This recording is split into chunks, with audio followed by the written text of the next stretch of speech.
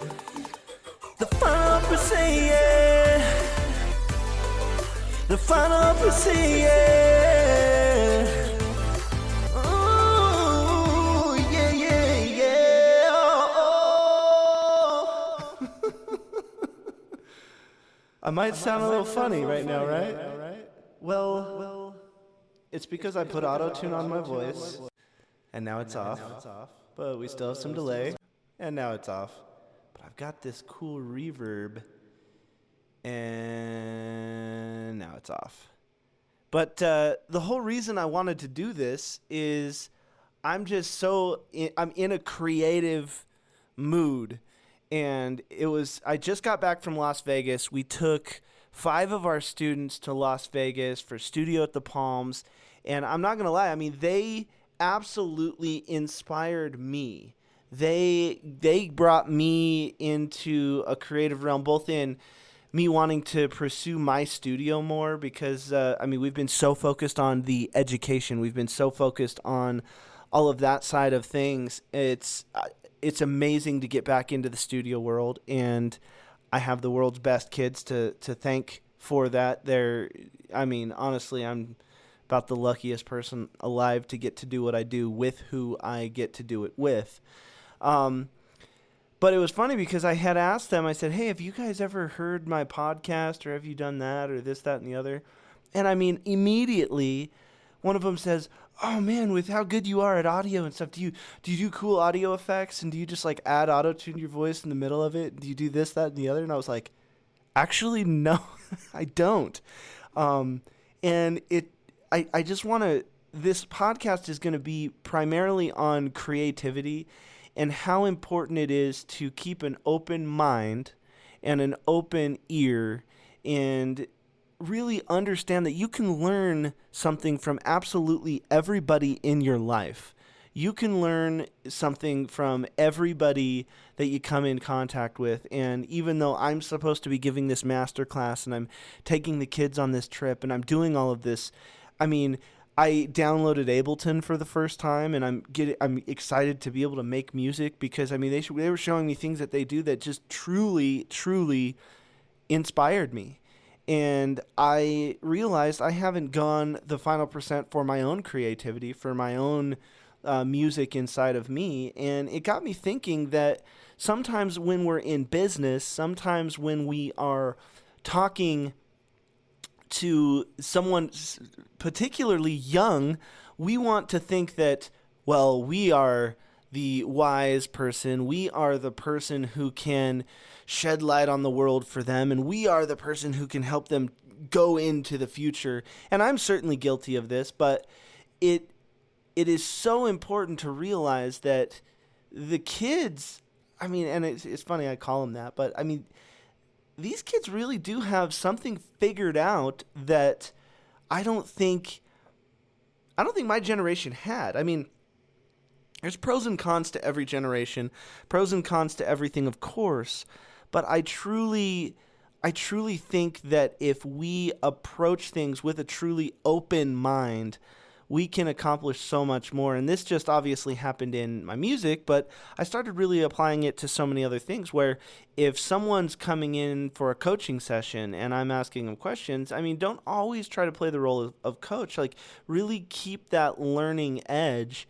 And when you approach a book, when you go into a meeting, even if you're supposed to be the authority figure, even if you're supposed to be the quote-unquote guru, and I have my own views on gurus, we'll get into that later, but don't be scared to ask a question. And I think one of the big things is if you're paid to be the quote-unquote guru, you're scared to ask questions. And so this is kind of for a second for my coaches out there, whether you're a life coach or a health coach or a trainer or a consultant, don't be scared to ask questions. They're hiring you for a reason because you can help them become something. You're a key, you're a puzzle piece, you're something that can unlock this other part of them. And it's okay that you're not an expert in their field. That's what they're there for. You're supposed to be an expert in what you're good at and let them be great at what they're good at, And so if they have something that they're wanting to approach and they're saying, hey, what do you think about, I remember the first time there's the business term EBITDA, which is like earnings before depreciation and all that good stuff. And I didn't know what it meant. And I was on a call with someone who was supposed to be investing in my business. And I just stopped him. I said, hey, can I just stop you really quick? I don't know what this word means. And if we're going to do business, and with how often you're saying it, I have a sneaking suspicion you're going to want me to know what that means. And he said, I cannot tell you how many people don't ask questions like that. And that's why we're going to be a good team. That's why I'm excited to get into business with you. And so with that being said, if you're a coach, or even if you're a teacher, authority figure, a parent, don't be scared to say, hey, what does that mean? What are you talking about? Because you can communicate on such a much better and deeper level if you are not scared to ask questions like that. And questions like that are what make relationships and deeper relationships, longer relationships, meaningful relationships, and certainly lasting relationships. But turning it back around on yourself, don't be scared to explore. And going back to just talking with these kids, watching them light up when this particular program called Ableton would come on, and they would see their favorite star, who's literally recording in the next studio, like adjacent to us. We're in the same exact like building, and I mean they were running into him on the way to the bathroom, kind of thing. And watching their faces light up and them wanting to go the final percent, do their very best, and put in the work and the effort, so that maybe someday kids were in a room and they were starstruck when they were running into our kids in the hallway. And I truly believe we have some talented kids who are able to do that. But it got me thinking, don't try to be an expert in someone else's field if you're not.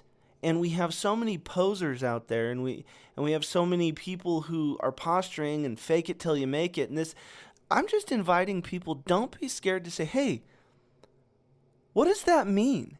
Hey, what do you mean by this? Hey, what are you trying to get accomplished here?